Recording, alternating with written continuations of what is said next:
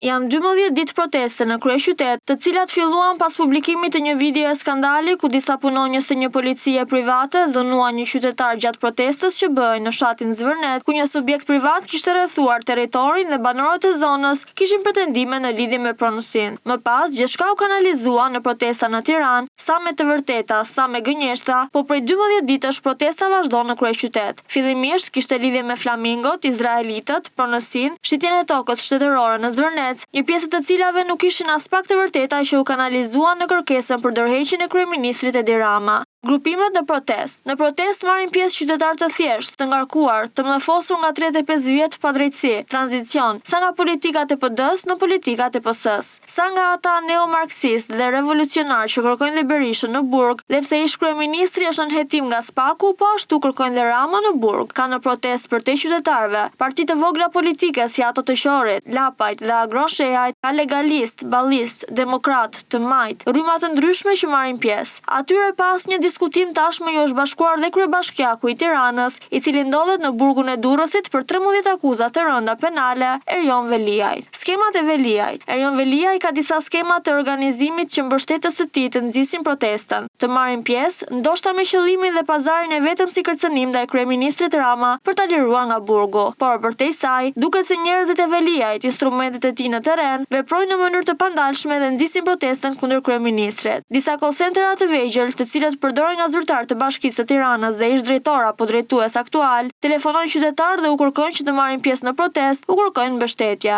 Një komandë konfidenciale ka marrë edhe stafi i Bashkisë së Tiranës. Mjafton të shikojmë në shesh ku përtej qytetarëve apo rrymave të ndryshme politike, shohim punonjës të administratës së bashkive, konvikteve apo ndërmarrjeve të ndryshme dhe zyrtarë të ulët të Bashkisë së Tiranës të jenë pjesëmarrës në protestë. Disa prej tyre thonë se shkojnë me një listë apeli. Këto janë dy skemat e para: thirrje përmes call centerave dhe urdhër stafit të shkojë të dalë në protestë sa më masivisht. Influencerat e Veliajt, personazhe publike, njerëz që janë futur në emisione të ndryshme, në show si Përputhen apo Big Brother dhe emisione të tjera, individ të bërë të famshëm nga TikToku, personazhe të rrjeteve sociale, një pjesë nga të cilët janë persona të paguar nga vëllai Erjon Veliaj, Arbër Veliaj, për reklama të ndryshme. Arbër Veliaj i kompanisë Google administron 10 reklama kompanish, siç CNA ka raportuar rastin e Ajkos. Të gjithë kanë qenë frymëzuesit kryesor në ditët e para të protestës, kanë qenë njerëz që bëjnë thirrje të vazhdueshme për të qenë prezent aty. Një prej tyre në protestë ka thirrur lironi Erjon Veliajin apo ka shkruar me pankart lironi kryebashkiakun e Tiranës. Influencerat të përdorur në shumë raste nga Erjon Veliaj. CNA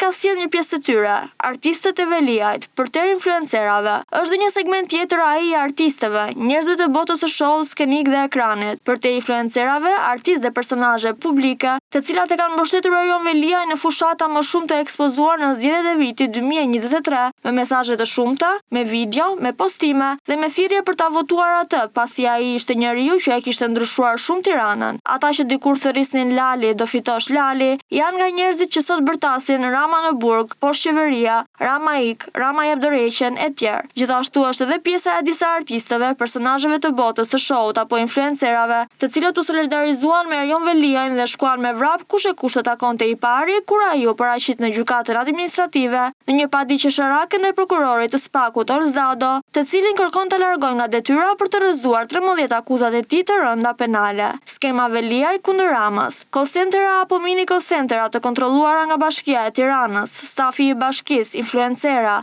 artistë dhe njerëz të botës së showbizit, është gjithë struktura propagandiste dhe elektorale që ka qenë angazhuar në fushatën e Erjon Veliajt në vitin 2023, një pjesë e tyre stafi angazhuar në protestën para spakut pas arrestimit të tij në vitin 2025, një pjesë e tyre mbështetës të fortë Erjon Veliajt për të liruar nga burgu në vitin 2025, një pjesë e tyre mbështetës kur u paraqit në gjykatën administrative, janë angazhuar fort në protestë, në thirrjen e njerëzve me kërkesë për dorëheqjen e kryeministrit Edi Rama. Këto janë fakte që CNA i ka sjellë me foto, video, me postime në 10 raste dhe janë të shumta, të pandalura. Gjithçka është e qartë, e lexueshme, e dukshme. Askush nuk po fshihet më. Erjon Veliaj ka dalë në protestë përballë Ramës me gjithë bateritë e tij të mundshme për të kërkuar dorëheqjen e kryeministrit Rama.